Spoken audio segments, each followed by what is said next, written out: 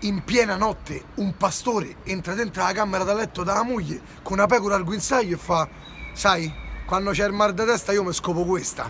La moglie si sveglia in mezzo al sonno e fa: ma che dici, amore? State zitta, non sto a parlare con te.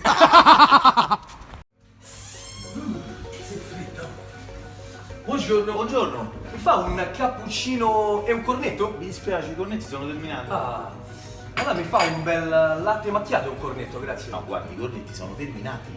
Ah, scusi. Allora mi fa un bel tè e un cornetto? Allora non mi sono spiegato, è la terza volta che lo dico. I cornetti sono terminati. Ah, non avevo capito che erano terminati. E allora io cambio bar, arrivederci. Ma lei si rende conto che pazienza che ci vuole con certi clienti? Perché non lo so, io al posto dopo avevo i cornetti gli tiravo in fascia.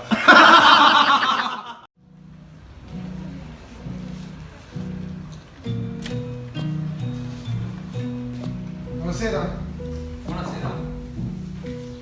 Volevo ordinare una bara. È morta mia suocera. Come la voleva? Chiusa bene.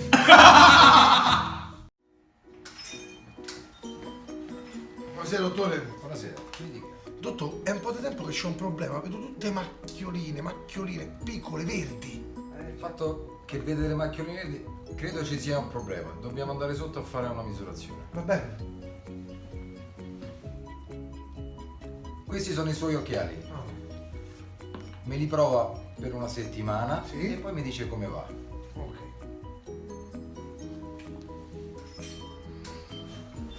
Buonasera, dottore. Buonasera a lei. Come va? Bene, grazie. Ma vede sempre quelle macchioline? Sì, adesso però molto meglio.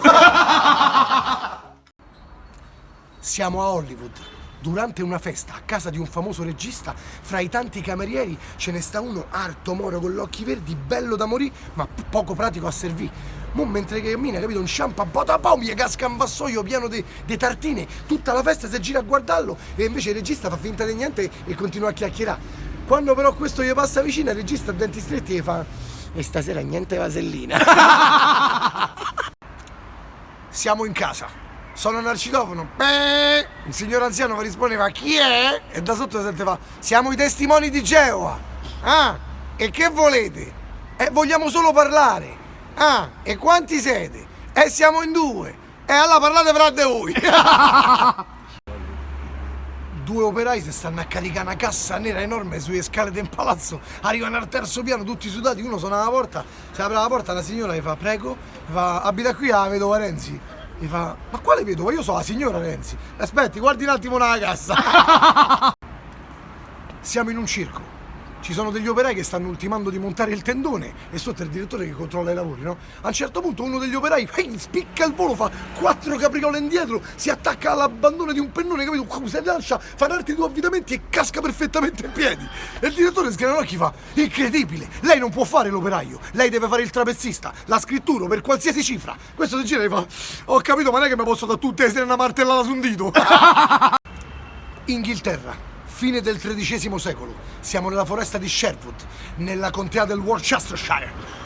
Organizzano il più grande torneo di arcieri e si presentano tutti i campioni da tutte le contee, dal centro dell'Inghilterra, dalla Scozia, dall'Irlanda, tutti quanti, no? Si presenta il primo arciere, incappucciato, fa mettere un bambino a 100 metri di distanza con una mela in testa, tira fuori il suo arco, prende la freccia, la scaglia, boom, para la mela. Capito? Tutti a battere le mani, lui si gira davanti alla platea, si tira giù il cappuccio e fa così: I am Guglielmo Tell. E tutti a battere le mani: ah, Guglielmo Tell, fortissimo. Si presenta il secondo, pure questo incappucciato, capito? Tutto vestito di verde. Prende un ragazzino, lo fa mettere a 200 metri di distanza, gli mette una mela in testa, prende l'arco, scocca la freccia, bam, para la mela. Poi dopo tutti a battere le mani, questo si gira, si tira giù il cappuccio, guarda la platea, fa così: I am Robin Hood from Loxley. E tutti a battere le mani, grandioso Robin Hood, fortissimo.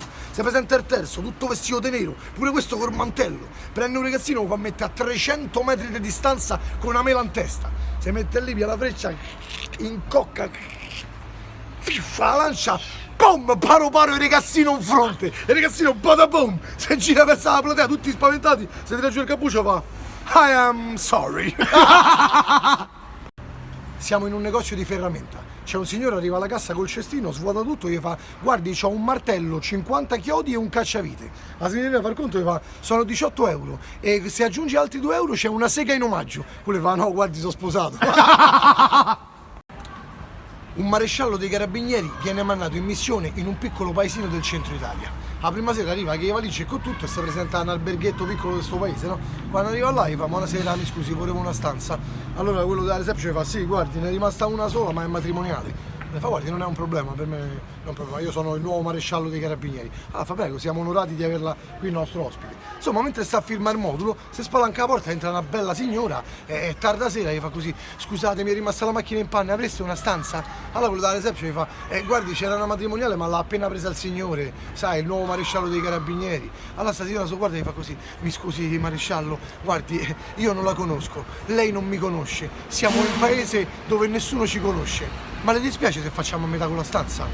Allora quello gli fa: guardi, per me non è un problema, lei è anche piacente, lei non è un problema, guardi, si figuri. E se stecca nella stanza, vanno su una stanza, posano le valigie, come posano le valigie, lei si gira e gli fa così: maresciallo, mi scusi una cosa, lei non mi conosce, io non la conosco, siamo in un paese dove nessuno ci conosce, ma gli dispiace se fate al bagno? Quello fa: no, ma ci mancherebbe, prego, si accomodi. Questa insomma va al bagno, sta una mezz'oretta al bagno, si fa una doccia, si acchitta tutta, si spalanca la porta e gli esce il lingerie mezza nuda.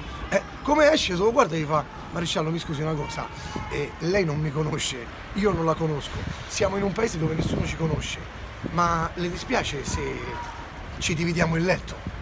Allora gli fa: ma guardi, si figuri, non è nessuno un problema, il letto è talmente grande, io poi deve stare pure tranquillo, io sono maresciallo di carabinieri, insomma viene e si mettono a letto insieme.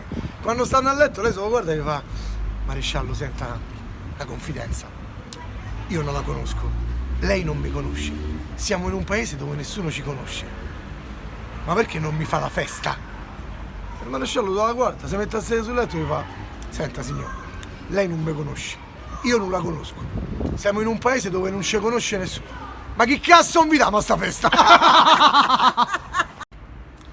Dal medico entra la signora con i capelli tutti dritti, disperata, gli fa: dottore, non gliela faccio più con mio figlio piccolo, c'ha 4 anni, mi fa disperare, zompa tutto il giorno, non si ferma un attimo, rompe troppo i coglioni, mi sto sull'orlo dell'esaurimento nervoso, ma che posso fare? E il dottore gli fa: guardi, gli compri una bella bicicletta.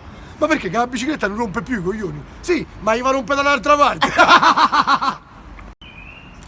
Siamo al ristorante. Un signore mentre mangia un piatto di polpette si accorge che dentro la polpetta c'è un pelo. Comincia a fare così: ma che indecenza, ma che è sta storia? Arriva subito il cameriere e gli fa: prego, ma che succede? Ma c'è un pelo nella polpetta! E le fa: guardi, mi scusi, ma purtroppo il cuoco che c'è è monco, quindi quando fai le polpette se la rotola sul petto e qualche pelo ci può rimanere. Poi le fa: ma che schifo, è l'indecenza! E allora è meglio che gli dico con che cazzo gli empii i cannelloni.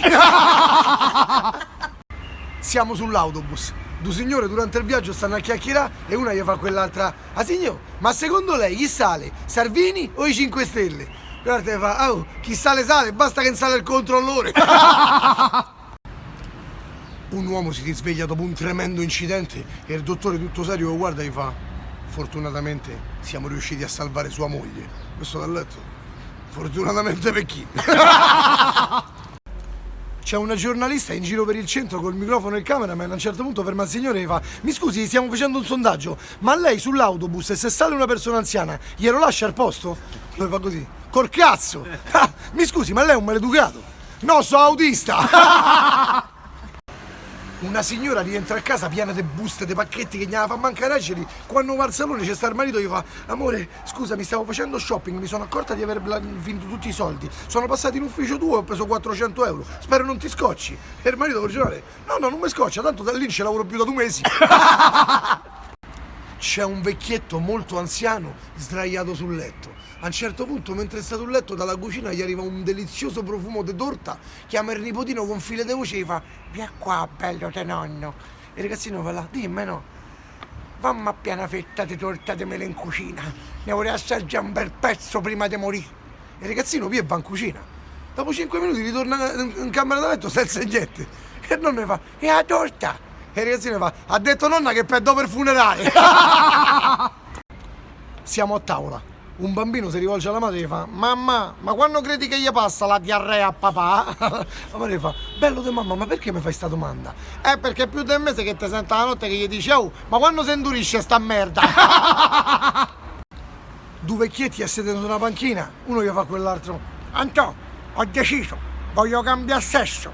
E uno si guarda e fa: ma sta di davvero, alla tua età? No, ma che hai capito, ma voglio far mettere un cazzo nuovo.